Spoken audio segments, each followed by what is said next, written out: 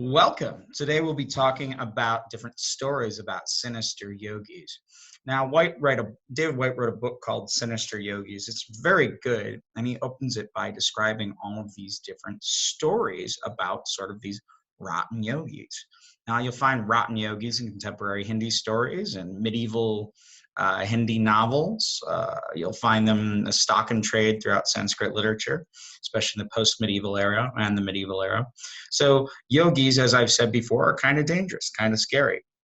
Now, the question comes up, are these just stories? And if they're just stories, do they really tell us all that much about what yogis actually did or what is yoga? In that case, you can look at it and say, that's bullshit. These are just stories. White will argue that, in fact, they're more than just stories, but they reflect the sort of on-the-ground behaviors that yogis would engage in, or at least that people were afraid that they would engage in. So the first thing I'm going to do is I am going to read you the tale of Bhairavanand Yogi. White found this in a Hindi comic book at one point. He was showing it to me, this great Hindi comic book that told this story, and then he sort of cobbled together this tale from various Hindi sources to bring it together to be sort of a cohesive, almost like archetype for the yogi stories. So I'm going to read this story to you, and that's going to be pretty much all the lecture you're going to have for me today. So without further ado, Bhairavanand Yogi. Oh, and by the way, I'm giving you an assignment where I'm going to have you read some of these stories out loud and make videos about them and then make some observations about them. As you're reading them, you will struggle with the vocabulary. Some of it's Persian, some of it's Sanskrit, some of it's Hindi. So just try to get the names, say the names, but if there are other words that are just tripping you up, or there's an English word and then in parentheses is the original word, just skip over it. Don't cause yourself too much dilemma. So here we are. Sideways here. King Mahesh of Abhayapur had 7 queens, each one more beautiful than the last. Not far from his palace, there lived an oil presser woman named Muniam, who thought herself to be the fairest woman in the world. Across the Abhaya River from Mahesh's capital was the lodge or mutt of a yogi named Bhairavanand, he who delights in the bliss of Bhairava, the terrifying form of Shiva. Bhairavanand was a jack of all trades and connoisseur of the magical arts. Here, Jadu Vidya. Vidya meaning like a magical knowledge, and Jadu means something like jugglery. So literally magic spells.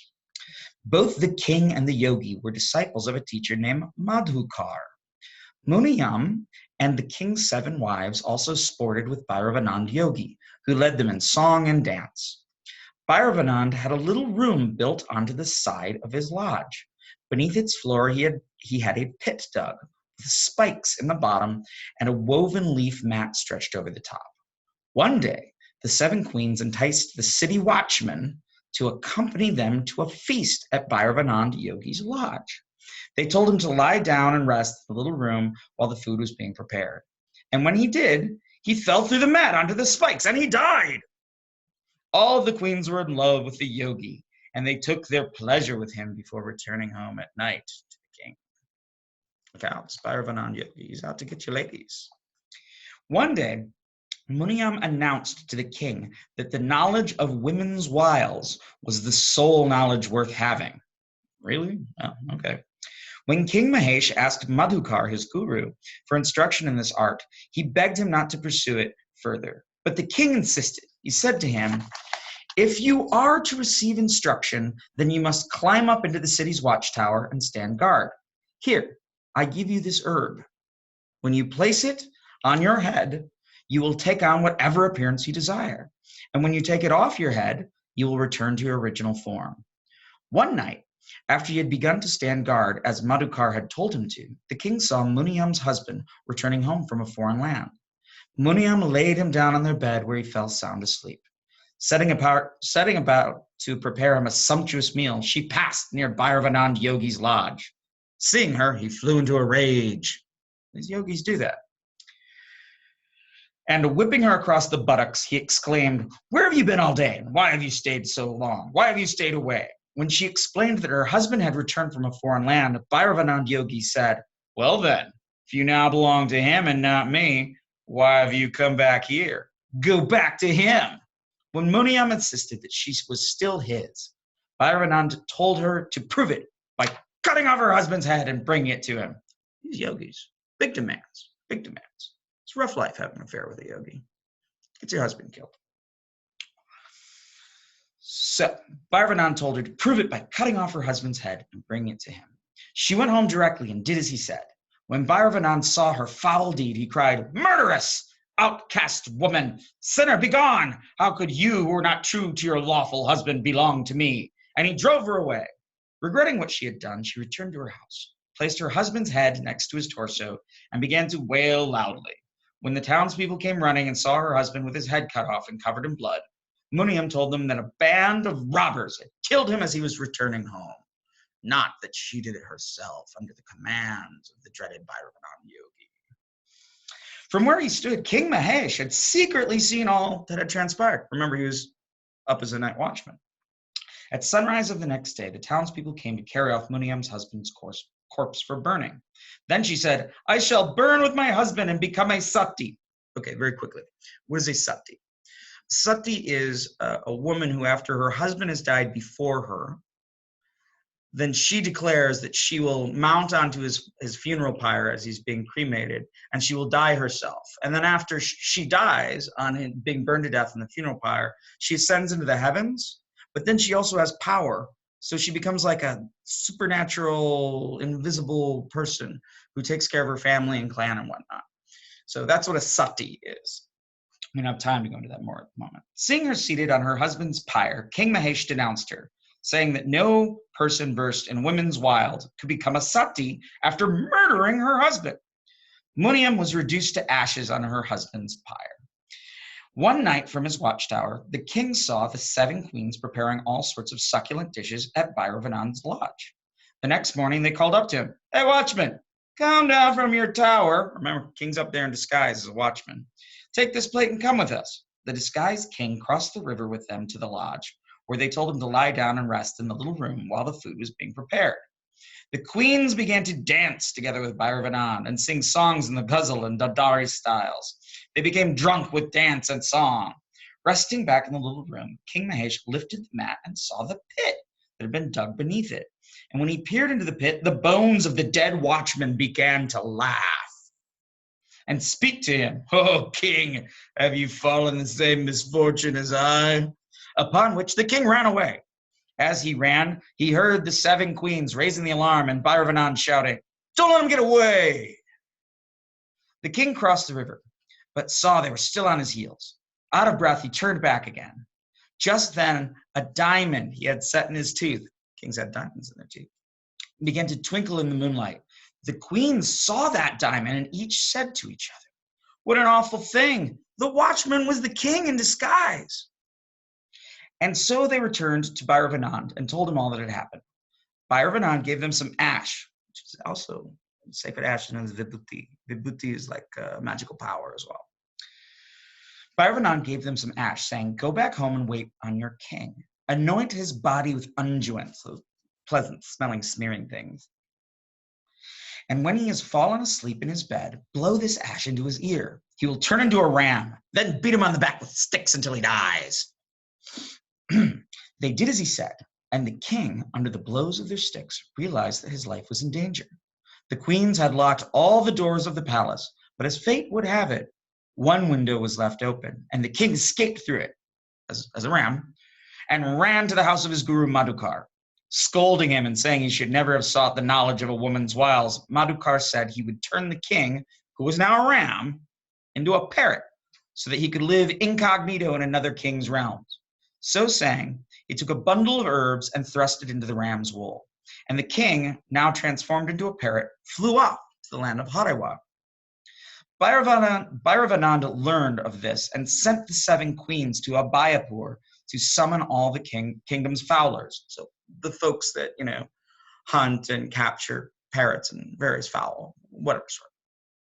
Fowlers kind of sounds like a funny word. So he summoned all the king's fowlers, to whom he promised 5 rupees for every parrot brought to him. As parrots became more and more scarce in the region, the queens increased the bounty to 25 rupees per bird. One of these fowlers journeyed into King Harawa's realm and sat down beneath the very tree in which the parrot that was King Mahesh was perched. The parrot called out to him, saying, "If you catch me, please don't take me to King Mahesh's queens. Instead, take me where I tell you to, and I'll reward you generously." That's my parrot voice. Following the parrot's instruction, the fowler took him to the royal market, where King Harawa's market master asked him his price. Fowler did not answer, but let the parrot name its own price. The parrot spoke, 100,000 rupees, 1 lakh. 100,000 is like a very common number in almost all Indian literature. It's almost like us saying a million. They say 100,000, which the king's man paid to the fowler. So the King Harawa's guy buys this talking bird. The market master brought the parrot to the king, telling him of the bird's reputation for settling intractable disputes. King Harawa gave the parrot to his daughter Prema, meaning lovely, who slept with its cage next to her bed. One night, Prema took the parrot out of its cage and began to stroke its feathers. As she did so, its plumes were replaced by hands, arms, legs, and so on, until in the place of a parrot, a man stood before her. The king told her his entire sad story. Thereafter, she transformed him into a parrot by day and her human lover by night. Word of King Harawa's remarkable parrot eventually reached the 7 queens, who decided it had to be their king because there was no one in the world who was as gifted in settling disputes as he. Putting on the guise of dancing girls, so they dress up like dancing girls, they accompanied Bhairavanand Yogi to King Harawa's court. With Bhairavanand playing the music, they sang songs of Bhairava and Bhairavi, wrathful Shiva and his consort. And they danced, first for King Harawa and then for the princess. This sounded like yoginis here. They're dancing around, they're singing Bhairava and Bhairavi praises. They're doubling as yoginis. Scary witches. Pleased with their music, King Harawa and his princess offered gifts to the entire troop. But when Bhairavananda asked for the parrot, his request was denied. When the yogi insisted, Prema flew into a rage and released the parrot from its cage. The parrot flew up and alighted on an upper balcony. And Bhairavanand, who had transformed himself into a tomcat, yogis change forms. We see that this king learns from another yogi how to go into disguise. We see these various yogis, whether Bhairavanand or Madhukar, they are enabling people to use the yogic powers of entering bodies and changing bodies. All right, so the parrot flies up and the tomcat, who is Bhairavanand, pounces on him. Prema throws a bundle of herbs at the parrot, bundle of herbs again, and the parrot turns into a dog. The dog fell upon the tomcat and, seizing it by the throat, killed it. So that's the end of Bhairavanand Yogi. Seeing the death of Bhairavanand, the 7 queens turned themselves into red birds and flew away to live in the forest, thinking that when they saw their chance, they would kill the king. When King Harawa learned all that had befallen King Mahesh, he gave him his daughter's hand in marriage, and so King Mahesh began the journey back to his palace, with Prema and her rich dowry in tow. On the way, Prema told him that the 7 queens had transformed themselves into red birds of the forest. She said she would catch each of the red birds and throw them to the ground for him to chop up with his sword. She became a tawny falconess, and together they slew the 7 queens.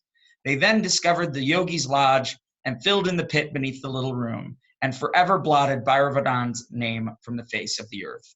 The 2 returned to King Mahesh's palace to rule over the kingdom, and there they lived happily ever after. It's a great story. It's a fun story.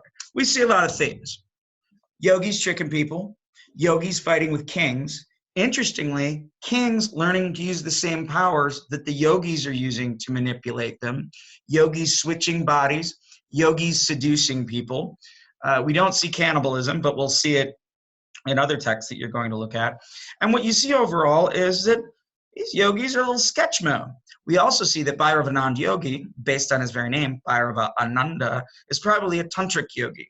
So this would be a yogi who's engaged in magical practices, also wanting to gain bodily immortality, also worshiping ferocious entities like Bhairava and Bhairavi, also surrounded by these women who are the king's wives who are seduced by him, but also sort of double as sort of like yogini figures, as these witches who are consorts to a tantric hero. So go in and get into those discussion sessions, make your videos yourselves, and dig into these stories. Enjoy it. This is a day where we're not too heady. We're just kind of having fun. All right, I will see y'all later.